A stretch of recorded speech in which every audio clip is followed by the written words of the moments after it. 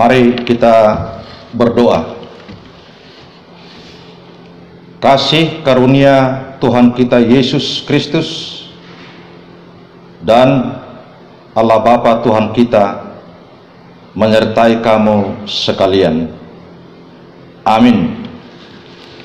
Saudara-saudara, Nats Khotbah Minggu tanggal 3 Mei 2020 yang tertulis dalam 1 Tawarikh pasal yang ke-16 ayat 31 sampai 36. Demikian firman Tuhan. Biarlah langit bersukacita dan bumi bersorak-sorak.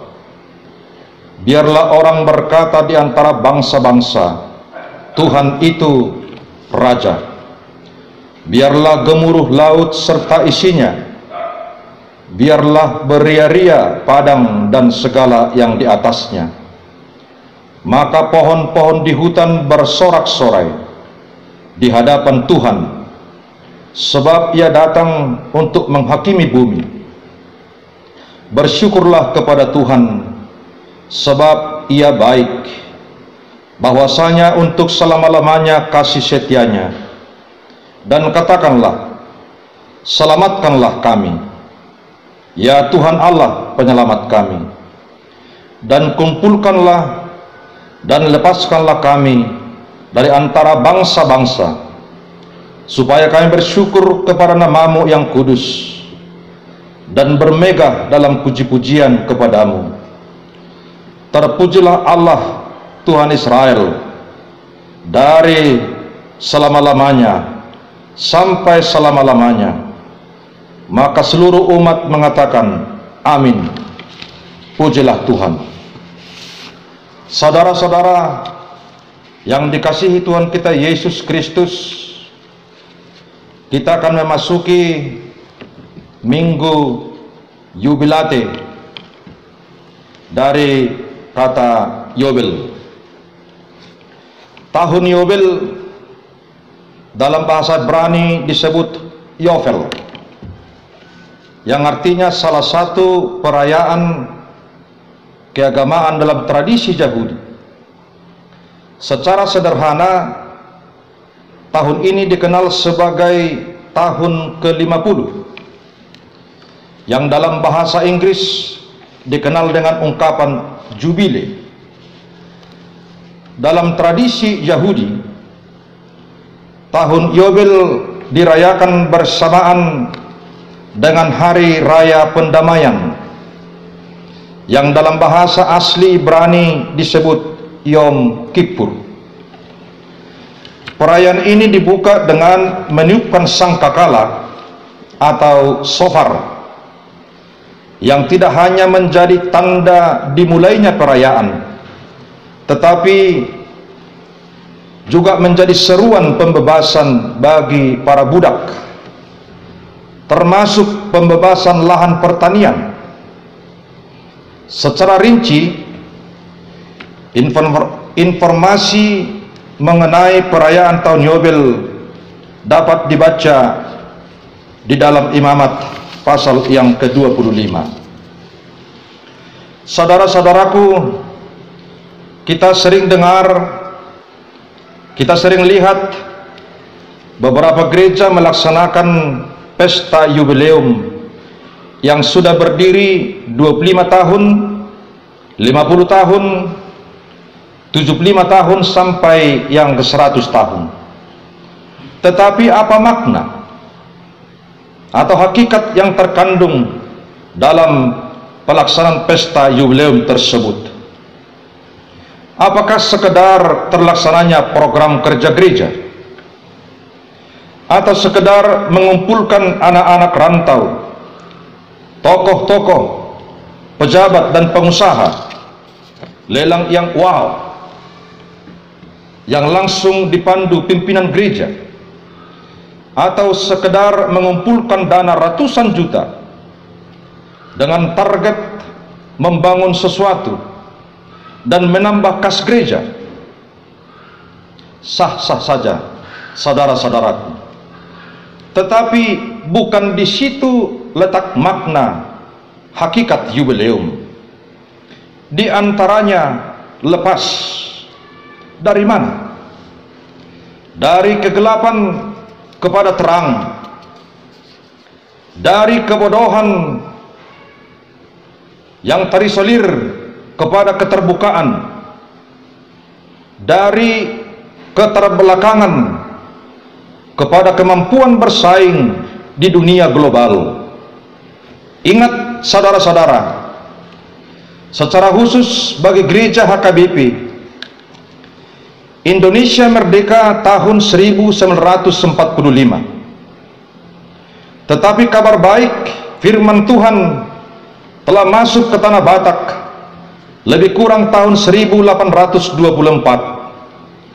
Secara khusus kehadiran Apostel Batak I.L. Nommensen di daerah Selindung tahun 1862.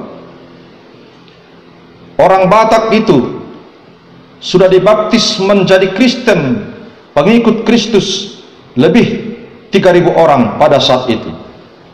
Berarti apabila muncul pertanyaan, siapakah yang pertama menjadikan orang Batak terangkat harkat martabatnya?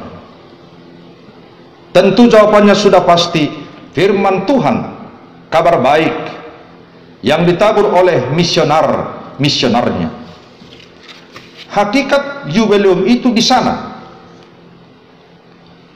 mengingatkan kembali di satu-satu daerah bagi gereja yang sudah berusia 25 tahun, 50 tahun, 75 tahun sampai 100 tahun, bahwa firman Tuhan, kabar baik, membawa pengaruh yang baik di daerah itu bagi masyarakat yang telah menerima firman Tuhan, kabar baik dalam kehidupannya, dalam keluarganya,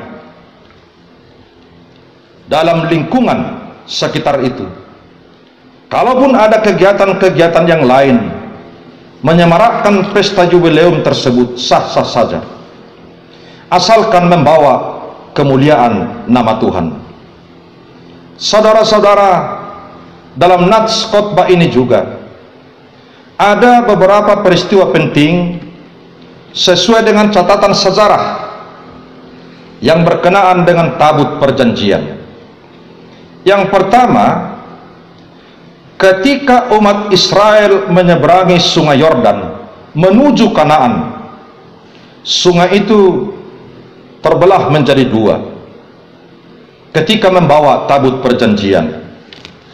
Dan ingat, sebagaimana Musa yang membawa bangsa Israel menyeberangi Laut Merah, tongkatnya dipakai oleh Allah untuk membelah laut supaya bangsa itu bisa menyeberang untuk menghindari dari kejaran Firaun.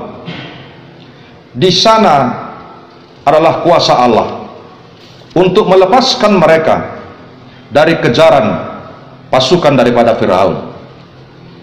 Yang kedua, orang Filistin menderita penyakit yang sangat parah, lebih parah dari peristiwa COVID-19 ini, ketika merebut tabut perjanjian. Dan yang ketiga, ketika Daud membawa tabut perjanjian ke rumah Obed Edom selama 3 bulan, Tuhan memberkati keluarganya beserta dengan segala yang dimilikinya. Yang keempat, ketika tabut perjanjian dibawa Daud dengan arak-arakan sukacita ke Yerusalem, namun dalam perjalanan Tuhan murka dan membunuh Uza karena mengulurkan tangannya ke tabut perjanjian. Saudara-saudara, tabut perjanjian sama dengan tabut suci pada saat itu, sebagai tanda kasih setia Tuhan atas umatnya.